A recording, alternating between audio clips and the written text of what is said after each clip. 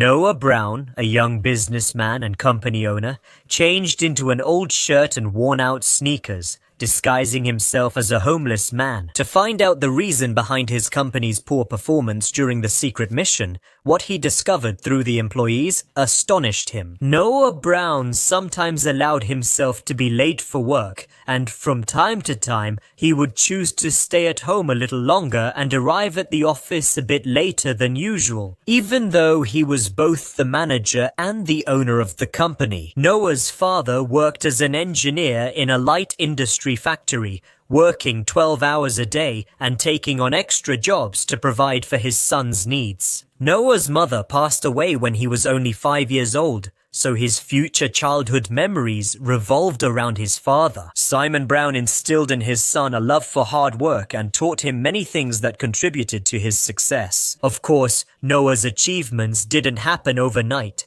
He had to put in a lot of effort to climb the financial ladder. Unfortunately, Noah's father didn't live to see that, as he passed away a year before his son graduated from university. Noah faced many challenges before achieving financial stability. In the world of independent business, the professional life showed intense demands that required individuals to push their limits towards success. Noah suffered sleepless nights, immersed in financial reports and business documents. While his peers were enjoying their lives, he was skillfully seizing opportunities.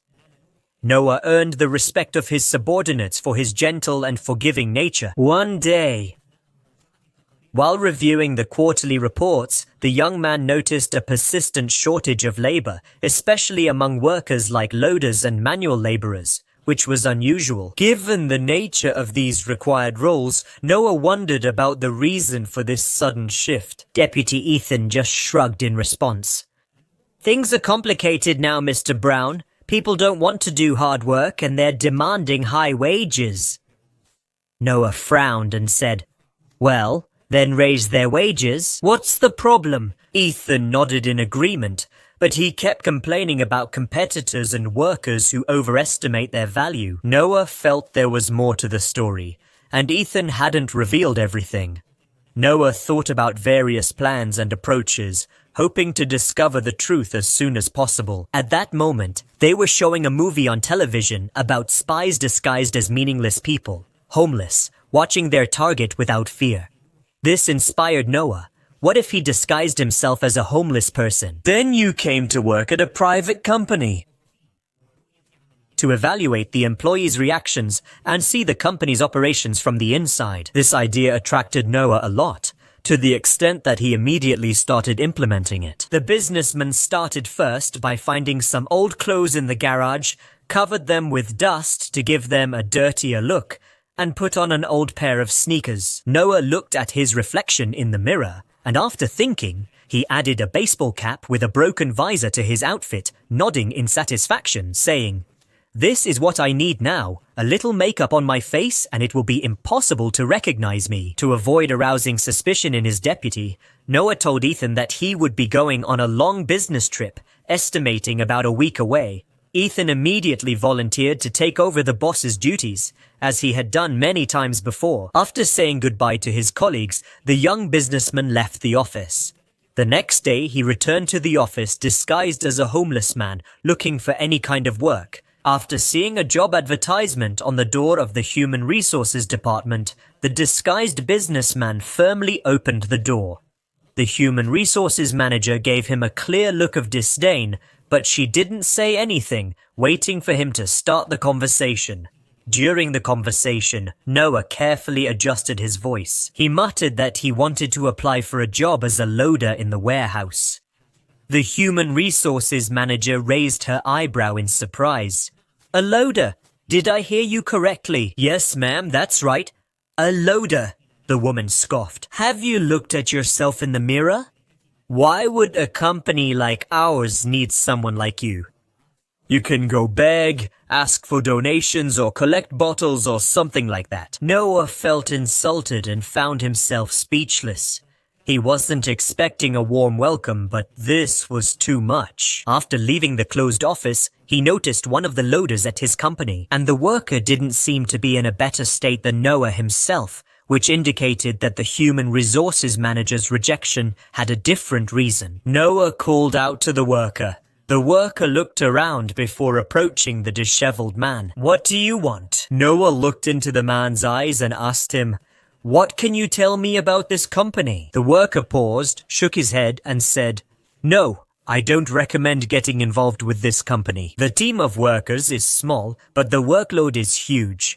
People leave and others take their place."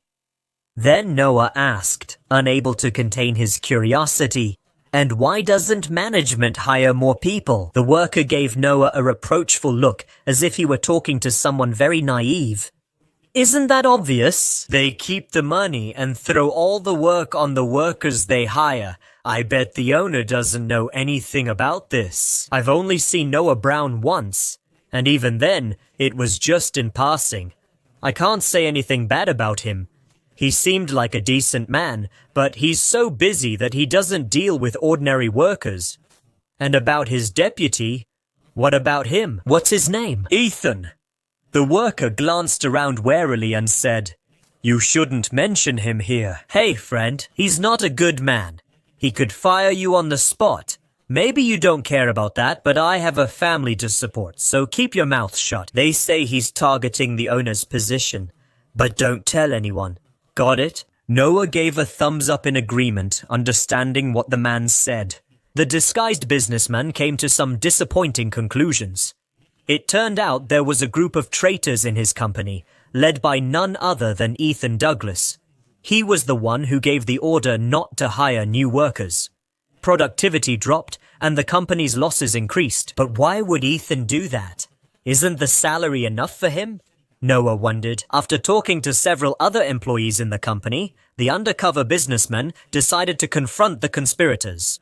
He knew that Ethan would hold a meeting in Noah's office, as was his habit. So the young man in disguise, posing as a homeless man, decided to go there. The next morning, the department heads gathered in Noah's office, which Ethan was temporarily occupying during the owner's absence. Ethan sat comfortably in Noah's leather chair, so he got the room and the meeting began. At that moment, the office door opened and a disheveled homeless man appeared on the threshold and said, "Where is security? Why are there strangers here in the building?" Ethan shouted anxiously, "Who told you I'm a stranger?" The familiar voice asked in a firm tone. Ethan shuddered and sat up straight. "Noah, Mr. Brown, weren't you supposed to be on a business trip?" "Sorry, sir, I really didn't know." Ethan's excuses sounded weak and unconvincing. The owner of the company approached Ethan, staring into his eyes. Noah asked a single meaningful question. "Why did you do that?" "Why? Let me explain. It's easy for you to talk. Your father didn't end up drinking himself to death because he got fired from his job, did he? Do you remember that?" "Of course, you don't remember. Your father really crossed the line." "My father was fired from the factory for missing work a few times. That was a long time ago when you were still in college." Ethan just shouted, and then Noah understood what had happened. Ethan was driven by a desire for revenge, and nothing else. Pretending to be a friend and a loyal employee, he embezzled mercilessly from the company with the goal of bankrupting Noah. The owner of the company listened to Ethan's hysterical accusations, then pointed to the door. Noah was not willing to tolerate traitors in his company. He knew that if someone betrayed him once, they would do it again as soon as he helped them and got the chance. Therefore, Noah fired Ethan and all his supporters. And now, after they left the office, the company flourished before everyone's eyes. Now, all its employees were people who truly cared about their work and their careers.